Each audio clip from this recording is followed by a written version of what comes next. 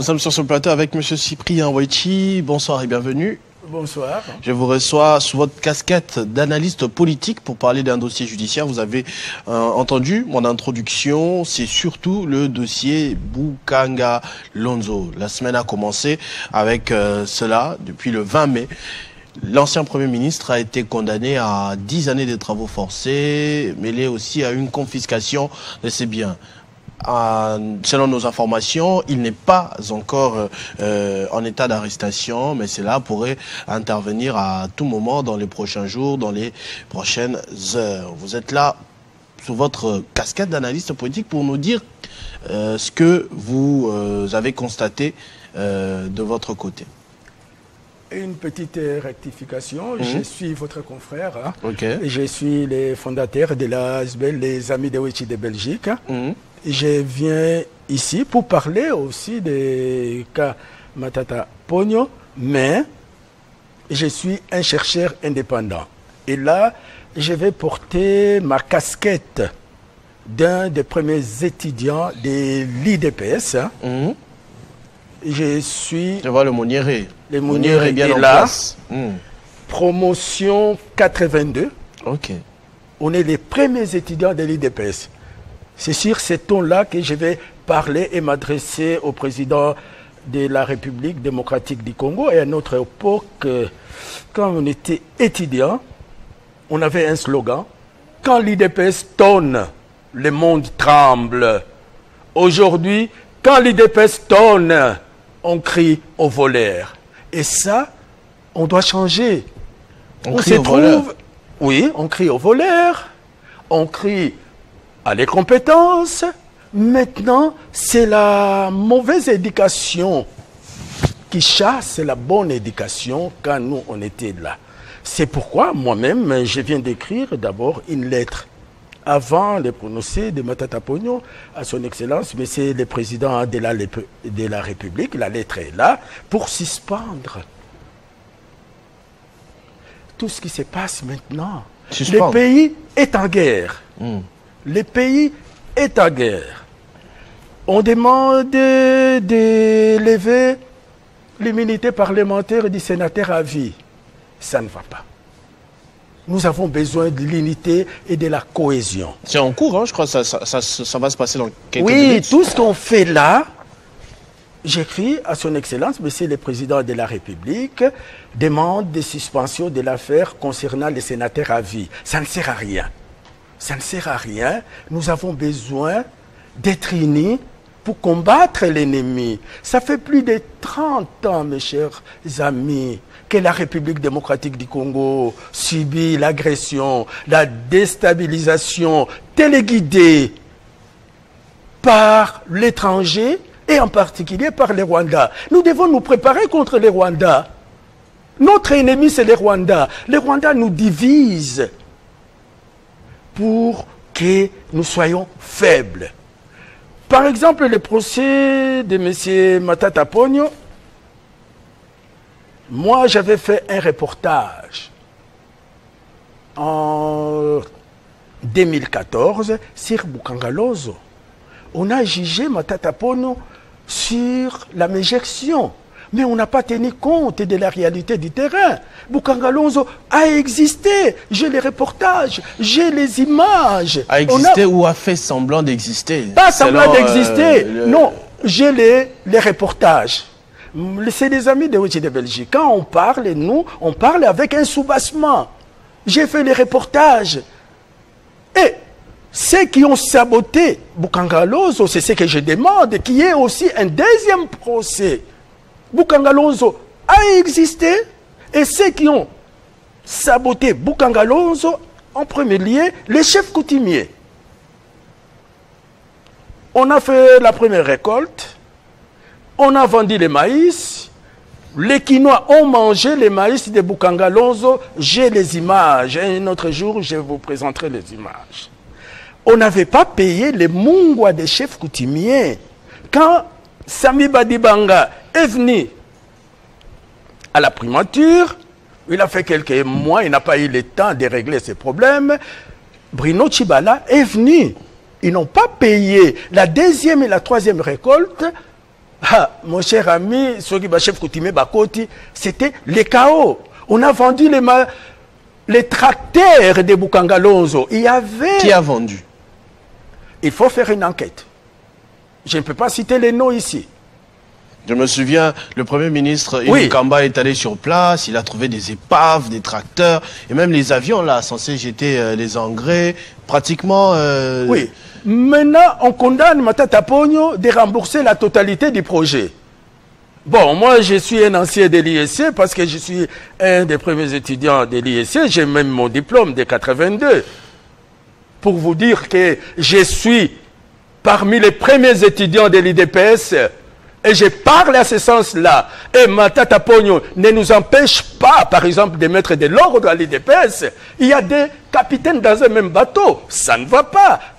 Le sénateur a vie ne nous empêche pas de mettre de l'ordre à l'IDPS. Ce qu'on est en train d'appliquer, c'est une stratégie que nous avons mis à l'IDPS quand on était dans l'opposition, de jeter toujours la responsabilité aux autres. Maintenant, l'IDPS est au pouvoir, il faut cesser, il faut prendre les responsabilités.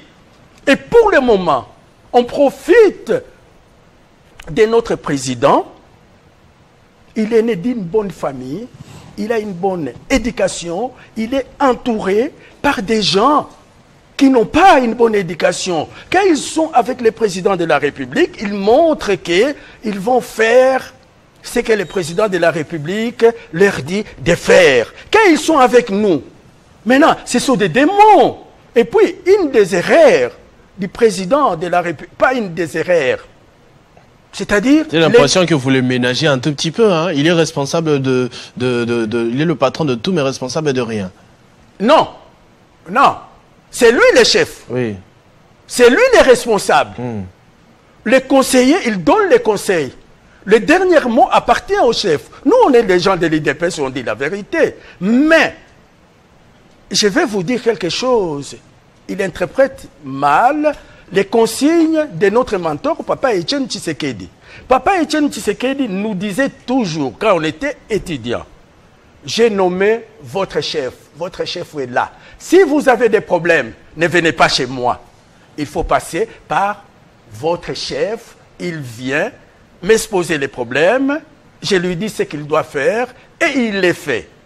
Mais Papa Etienne Tshisekedi avait des gens intègres.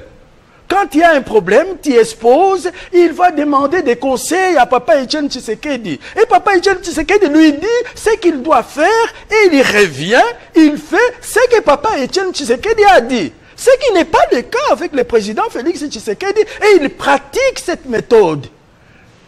Son entourage fait semblant de suivre.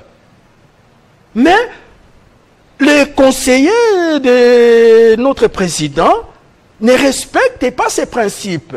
Quand ils sont avec nous, ils barrent. Quand il est avec le président, ils font semblant d'écouter. Et le président dit, fais ça, ça, ça, ça, ça. Quand ils sont avec nous, il fait le contraire. Maintenant, les responsables, c'est le président.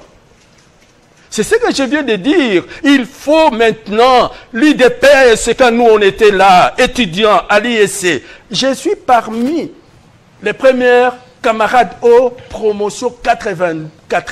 Camarades opprimés. Camarades O, camarades O. Quand on disait, j'étais parmi les meneurs de la manif de 1980, ISC, mon diplôme est là. Et quand on disait camarades O, cri de colère comme aujourd'hui, et c'était tout le monde. Et quand on disait, quand l'IDPS tonne, le monde tremble. Aujourd'hui, quand l'IDPS tonne, ça ne va pas ça, hein, mon Dieu. Président, il faut changer. Je dénonce. J'ai requis la lettre ici. Je sais comment mettre fin à la guerre dans l'Est de la République démocratique du Congo. Je suis témoin oculaire. J'ai écrit à la primature le 27 juillet 2024. Pas de réponse. Ministre de l'Intérieur, le 13 février 25. Pas de réponse. ANER, pas de réponse. Ici, primature, deuxième fois, pas de réponse. Présidence de la République, 2 fois, pas de réponse. Et tout ça. Le pays est en guerre, il faut suspendre. Il faut suspendre tout. Il faut mobiliser, donner des moyens aux médias, sensibiliser le peuple congolais. Par exemple, aujourd'hui, Télé 50 ne peut pas faire la sensibilisation. On nous interdit de faire la sensibilisation. Ici à Kin, on ne sait pas s'il y a la guerre. Nos frères meurent chaque jour. Nous, journalistes, on n'a pas le droit de faire des reportages là-bas. Et là, ça ne va pas. Là, ça ne va pas. Je parle en tant qu'IDPS. Moi, j'étais le premier citoyen à Genève de dire que Félix a sauvé le Congo. Si aujourd'hui, Nanga arrive, la première personne qui va partir en exil, ça sera moi. Moi, je supporte toujours le président Félix Tshisekedi Tshilombo, mais c'est notre papa. À un certain moment, le papa doit faire le suivi. Ces suivis-là n'existent pas. On sent énormément d'émotions vraiment dans vos propos et on voit que vous avez vécu toute cette histoire dans votre chair, dans votre peau. Selon vous, j'y reviens à ce dossier-là, Matata Ponyo, ce n'est pas opportun en ce moment, tout ce qu'il est en train de subir. Je préfère encore Matata Ponyo. Mouibi Eza Mabe. Je préfère encore un Mouibi. Je vais maintenant parler dans le langage des combattants. Je préfère encore un Mouibi qui investit au Congo qu'un Mouibi qui investit à Dubaï. Non, là vous encouragez le mal. Le mal non, est le mal. Mal est mauvais. Le mal est mauvais. J'ai dit ça. Donc comme il a volé, on doit l'arrêter. Non, non, non, non, non, non, non, non, non, non, non, non, non, non, non, non. Il a investi au Congo. Il a fait une université. Il n'a pas acheté sa maison. À Kindu, aujourd'hui, Kindu, c'est grâce à Matata Ponyo. Moi, je suis de Kindu. Et quand on défend le président Félix Tshisekedi à Kindu, le Kindu est divisé. C'est pourquoi j'ai dit que, pour le moment, nous avons besoin de l'unité. Nous n'avons pas besoin de ces procès pour diviser les gens. Moi, je suis de Kindu. Quand tu arrives à Kindu, tu demandes la famille Wechi, on vous amène chez nous. Et quand on fait la campagne du président de la République, on risque d'être tabassé. Matata Ponyo, qu'on se le dise, c'est un petit dieu à Kindu. Il ne faut pas vraiment diviser les gens. Le pays est en guerre. Les sénateurs à vie aussi. Les sénateurs à vie. Il a déjà derrière. Donc, on nous divise. C'est ça la stratégie de Kagame. Diviser les peuples congolais. Nous avons besoin de l'unité, de la cohésion nationale autour du drapeau congolais représenté par le président Félix Tshisekedi Tshilombo. Maintenant, après le président Félix Tshilombo, nous devons l'aider à ce que la mauvaise éducation qui chasse la bonne éducation, nous devons faire à ce que la bonne éducation reprenne et chasse la mauvaise éducation. C'est comme en théorie monétaire, hein? On nous a dit, lorsqu'il y a des monnaies en circulation, la mauvaise monnaie chasse la bonne. La bonne. C'est comme ça. Même mon confrère Jean-Marie, il a fait son point de vue sur Fali. La mauvaise éducation, maintenant, on ne sait plus parler. Et puis, on a laissé la place aux voyous pour nous commander. Nous, on est des intellectuels. Il faut reprendre la place. On ne doit plus laisser la place aux voyous pour nous commander. Et moi, à partir d'aujourd'hui, j'irai à l'IDPS, il faut mettre de l'ordre à l'IDPS. Vous êtes dans le bateau de quel capitaine? Bizoubou ou Kabouya? Pas Bizoubou, tous les deux dehors. Donc vous faites le 3e bateau alors? Pas le 3e bateau, c'est-à-dire mettre de l'ordre. Pour moi, si on me demandait, dehors, parce qu'il y a déjà quelqu'un du Grand Kivu qui est directeur. Et Augustin, il est du Grand Kassai. Dehors. On peut mettre quelqu'un de l'Équateur ou Congo central parce que j'ai un plan en 2018 qui a déjà été approuvé dans les coulisses.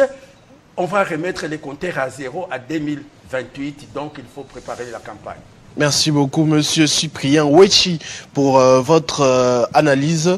On retiendra énormément d'émotions et on aimerait que vous soyez davantage écoutés. On espère que vos correspondances vont avoir des réponses, surtout sur ce dernier cas, Matata Pogno. Merci beaucoup.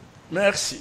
On va finir avec Joël Lamika qui se présente comme le président, en tout cas de tous les Congolais qui sont en ce moment frustrés, de tous les Congolais qui sont lésés. Et il sera avec nous d'ici quelques poussières de secondes.